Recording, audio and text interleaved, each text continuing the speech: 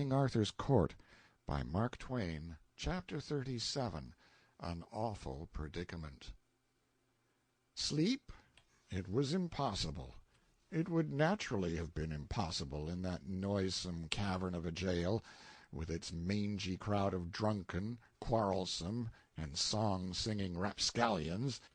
But the thing that made sleep all the more a thing not to be dreamed of was my racking impatience to get out of this place and find out the whole size of what might have happened yonder in the slave quarters in consequence of that intolerable miscarriage of mine.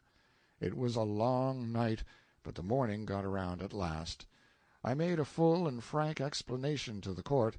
I said I was a slave, the property of the great Earl Grip, who had arrived just after dark at the Tabard Inn in the village on the other side of the water, and had stopped there overnight by compulsion, he being taken deadly sick with a strange and sudden disorder. I had been ordered to cross to the city in all haste and bring the best physician. I was doing my best. Naturally I was running with all my might. The night was dark. I ran against this common person here, who seized me by the throat and began to pummel me.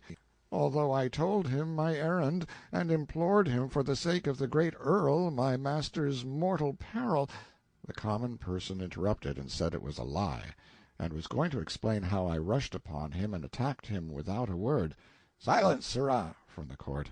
"Take him hence, and give him a few stripes whereby to teach him how to treat the servant of a nobleman after a different fashion another time. Go!" Then the court begged my pardon, and hoped I would not fail to tell his lordship it was in no wise the court's fault that this high-handed thing had happened. I said I would make it all right, and so took my leave. Took it just in time, too. He was starting to ask me why I didn't fetch out these facts the moment I was arrested. I said I would if I had thought of it, which was true, but that I was so battered by that man that all my wit was knocked out of me, and so forth and so on, and got myself away, still mumbling. I didn't wait for breakfast. No grass grew under my feet. I was soon at the slave quarters. Empty. Everybody gone. That is, everybody except one body, the slave-master's. It lay there all battered to pulp, and all about were the evidences of a terrific fight. There was a rude board coffin on a cart at the door, and workmen, assisted by the police, were thinning a road through the gaping crowd in order that they might bring it in. I picked out a man humble enough in life to condescend to talk with one so shabby as I, and got his account of the matter. "There were 16 slaves here. They rose against their master in the night, and thou seest how it ended." "Yes, and how did it begin?" "There is no witness but the slaves. They said the slave that was most valuable got free of his bonds and escaped in some strange way, by magic arts, 'twas thought, by reason that he had no key, and the locks were neither broke nor in any wise injured. When the master discovered his loss, he was mad with despair, and threw himself upon his people with his heavy stick, who resisted and brake his back, and in other and divers ways did give him hurts that brought him swiftly to his end." This is dreadful. It will go hard with the slaves, no doubt, upon the trial. "Marry, the trial is over." "Over?" "Would they be a week, think you, and the matter so simple? They were not the half a quarter of an hour at it." "Why, I don't see how they could determine which were the guilty ones in so short a time." "Which ones? Indeed, they considered not particulars like to that. They condemned them in a body. Wit ye not the law, which men say the Romans left behind them here when they went, that if one slave killeth his master, all the slaves of that man must die for it?" "True, I had forgotten. And when will these die?" "Belike within 24 hours, albeit some say they will wait a pair of days more, if peradventure they may find the missing one meantime." The missing one. It made me feel uncomfortable.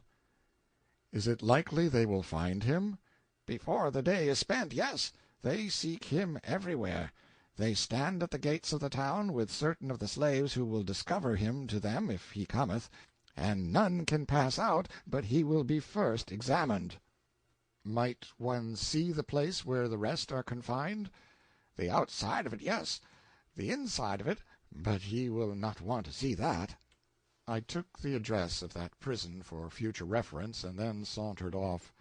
At the first second-hand clothing shop I came to, up a back street, I got a rough rig suitable for a common seaman who might be going on a cold voyage, and bound up my face with a liberal bandage, saying I had a toothache. This concealed my worst bruises. It was a transformation. I no longer resembled my former self. Then I struck out for that wire, found it, and followed it to its den. It was a little room over a butcher's shop, which meant that business wasn't very brisk in the telegraphic line. The young chap in charge was drowsing at his table. I locked the door and put the vast key in my bosom. This alarmed the young fellow, and he was going to make a noise, but I said, "Save your wind. If you open your mouth you are dead, sure. Tackle your instrument. Lively now. Call Camelot." "This doth amaze me. How should such as you know aught of such matters as—" "Call Camelot. I am a desperate man. Call Camelot, or get away from the instrument, and I will do it myself." "What, you?" "Yes, certainly. Stop gabbling. Call the palace." He made the call. "Now then, call Clarence." "Clarence who?" "Never mind Clarence who. Say you want Clarence. You'll get an answer." He did so. We waited 5 nerve-straining minutes, 10 minutes, how long it did seem! And then came a click that was as familiar to me as a human voice, for Clarence had been my own pupil. "Now, my lad, vacate." They would have known my touch, maybe, and so your call was surest, but I'm all right now. He vacated the place and cocked his ear to listen, but it didn't win. I used a cipher. I didn't waste any time in sociabilities with Clarence, but squared away for business, straight off, thus: "The king is here and in danger. We were captured and brought here as slaves. We should not be able to prove our identity, and the fact is I am not in a position to try. Send a telegram for the palace here which will carry conviction with it." His answer came straight away: "They don't know anything about the telegraph. They haven't had any experience yet, the line to London is so new. Better not venture that. They might hang you. Think up something else." Might hang us! Little he knew how closely he was crowding the facts. I couldn't think up anything for the moment. Then an idea struck me, and I started it along. "Send 500 picked knights with Launcelot in the lead, and send them on the jump. Let them enter by the southwest gate, and look out for the man with a white cloth around his right arm." The answer was prompt: "They shall start in half an hour." "All right, Clarence. Now tell this lad here that I'm a friend of yours and a deadhead, and that he must be discreet, and say nothing about this visit of mine." The instrument began to talk to the youth, and I hurried away. I fell to ciphering. In half an hour it would be 9 o'clock. Knights and horses in heavy armor couldn't travel very fast. These would make the best time they could, and now that the ground was in good condition, and no snow or mud, they would probably make a 7-mile gait. They would have to change horses a couple of times. They would arrive about 6 or a little after. It would still be plenty light enough. They would see the white cloth, which I should tie around my right arm, and I would take command. We would surround that prison and have the king out in no time. It would be showy and picturesque enough, all things considered, though I would have preferred noonday on account of the more theatrical aspect the thing would have. Now then, in order to increase the strings to my bow, I thought I would look up some of those people whom I had formerly recognized, and make myself known. That would help us out of our escape without the knights. But I must proceed cautiously, for it was a risky business. I must get into sumptuous raiment, and it wouldn't do to run and jump into it. No, I must work up to it by degrees, buying suit after suit of clothes in shops wide apart, and getting a little finer article with each change, until I should finally reach silk and velvet and be ready for my project. So I started. But the scheme fell through like scat. The first corner I turned, I came plump upon one of our slaves snooping around with a watchman. I coughed at the moment, and he gave me a sudden look that bit right into my marrow. I judge he thought he had heard that cough before. I turned immediately into a shop and worked along down the counter, pricing things and watching out of the corner of my eye. Those people had stopped and were talking together and looking in at the door.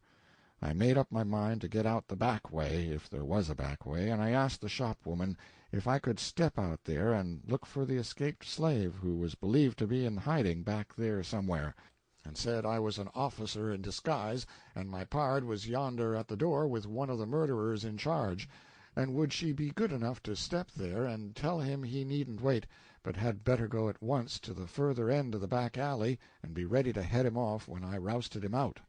She was blazing with eagerness to see one of those already celebrated murderers, and she started on the errand at once. I slipped out the back way, locked the door behind me, put the key in my pocket, and started off, chuckling to myself, and comfortable. Well, I had gone and spoiled it again, made another mistake, a double one, in fact. There were plenty of ways to get rid of that officer by some simple and plausible device, but no, I must pick out a picturesque one. It is the crying defect of my character. And then I had ordered my procedure upon what the officer, being human, would naturally do, whereas when you are least expecting it a man will now and then go and do the very thing which it's not natural for him to do. The natural thing for the officer to do in this case was to follow straight on my heels. He would find a stout oaken door securely locked between him and me. Before he could break it down, I should be far away and engaged in slipping into a succession of baffling disguises which would soon get me into a sort of raiment which was a surer protection from meddling law-dogs in Britain than any amount of mere innocence and purity of character. But instead of doing the natural thing, the officer took me at my word and followed my instructions. And so, as I came trotting out of that cul-de-sac full of satisfaction with my own cleverness, he turned the corner and I walked right into his handcuffs. If I had known it was a cul-de-sac, however, there isn't any excusing a blunder like that. Let it go. Charge it up to profit and loss. Of course, I was indignant, and swore I had just come ashore from a long voyage and all that sort of thing, just to see, if it would deceive that slave. But it didn't. He knew me. Then I reproached him for betraying me. He was more surprised than hurt. He stretched his eyes wide and said, "What? Wouldst have me let thee, of all men, escape and not hang with us, when thou'rt the very cause of our hanging? Go to!" Go to was their way of saying I should smile, or I like that. Queer talkers, those people. Well, there was a sort of bastard justice in his view of the case, and so I dropped the matter. When you can't cure a disaster by argument, what is the use to argue? It isn't my way. So I only said, "You're not going to be hanged. None of us are." Both men laughed, and the slave said, "Ye have not ranked as a fool before. You might better keep your reputation, seeing the strain would not be for long." "It will stand it, I reckon. Before tomorrow we shall be out of prison, and free to go where we will, besides." The witty officer lifted at his left ear with his thumb, made a rasping noise in his throat, and said, "Out of prison, yes, ye say true, and free likewise to go where ye will, so ye wander not out of his grace, the devil's sultry realm." I kept my temper, and said indifferently, "Now I suppose you really think we are going to hang within a day or two?" "I thought it not many minutes ago, for so the thing was decided and proclaimed." "Ah, then you've changed your mind, is that it?" "Even that. I only thought then. I know now." I felt sarcastical, so I said, "Oh, sapient servant of the law, condescend to tell us, then, what you know." "That ye will all be hanged to-day, at mid-afternoon." "Oh, that shot hit home. Lean upon me." The fact is, I did need to lean upon somebody. My knights couldn't arrive in time. They would be as much as 3 hours too late. Nothing in the world could save the King of England, nor me, which was more important. More important not merely to me, but to the nation, the only nation on earth standing ready to blossom into civilization. I was sick. I said no more, There wasn't anything to say.